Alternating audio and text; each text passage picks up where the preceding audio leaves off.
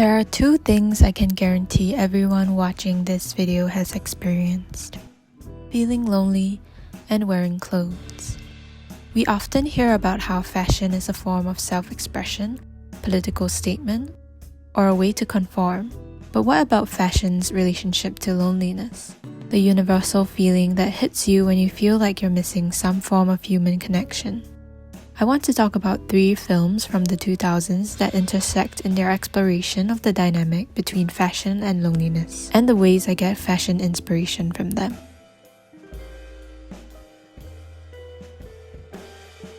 Last Life in the Universe is a neo-noir film where loneliness is a constant presence, whether in the foreground, background, or lurking just out of frame. It follows Kenji, a Japanese librarian living alone in Bangkok. He meets Noi, a hostess, and they start to bond over their shared trauma. In this film, fashion is used both to show the stark differences between characters, but also bring them together. Noi's wardrobe is a dream to me. Every outfit encapsulates the early 2000s and her loud, vibrant personality. She wears hoop earrings, micro shorts, and my favorite outfit of hers is the first one we ever see her in, which is the green tank top paired with a floral patterned midi skirt with a headband and sneakers. It is as spunky and bright as she is. In contrast, Kenji's clothes are plain, clean, and purposeful, reflective of his soft-spoken and calmer presence. Where he is a neat freak, Noi is chaos. Despite seeming like polar opposites, they are drawn to one another, and it is interesting to watch their relationship slowly develop. This film is unique for its use of 3 languages at once: Thai, Japanese, and English. It is something that exists as a barrier and connection for both Kenji and Noi. Even though they do not have a common language they can speak fluently in, it is through their attempts to connect that they find humor and form bonds with one another. The lack of understanding creates some funny moments that exist because of the gaps in language. The cinematography is so well done, especially in how the setting is established. I like how it shows the beach in a mundane but picturesque way, and it makes me want to wander around there with nothing to do.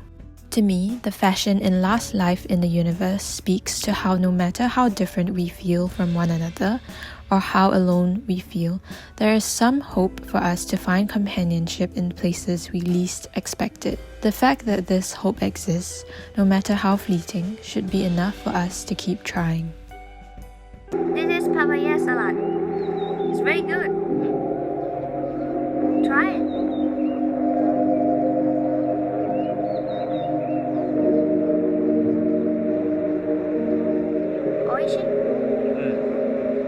Good. พรุ่งนี้อยู่ขี้แตกแน่ What? Tomorrow you big shit a lot. But what happens when you start to use fashion as a crutch to cope with loneliness? This is a question the film Takitani asks as it explores the life of Tony Takitani, a technical illustrator ostracized for his Americanized name. Through his work, he meets Aiko, a woman obsessed with shopping for clothes.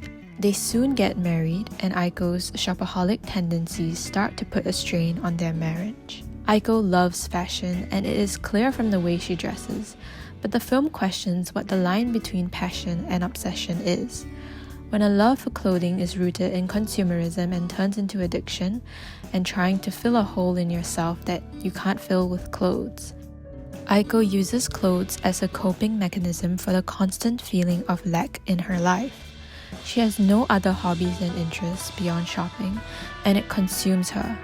This makes me reflective of my own consumption habits as someone who loves beautiful clothes as well. And despite having a closet full of beautiful designer clothes, Aiko's life still feels empty, and a lot of her clothes remain barely worn as a result of constantly buying new ones.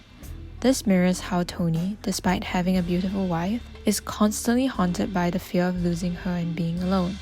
They both cannot appreciate what they already have in the moment.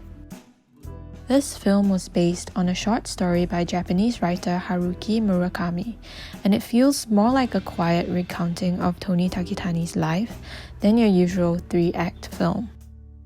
It has a much slower pace and some shots linger, making you feel the quietness and solitude that plagues Tony.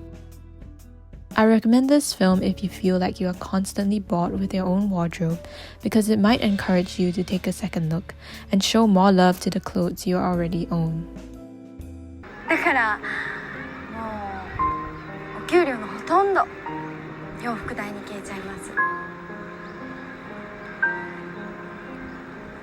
僕は画材以外には何もお金使うことないな。Caramel is a much more colorful film, and it's more hopeful in reflecting how fashion can create a sense of community in the face of isolation. It explores the life of 5 Lebanese women and the conflict that comes with femininity. Layel is in an affair with a married man who does not care about her. Rima is crushing on a woman who frequents the salon.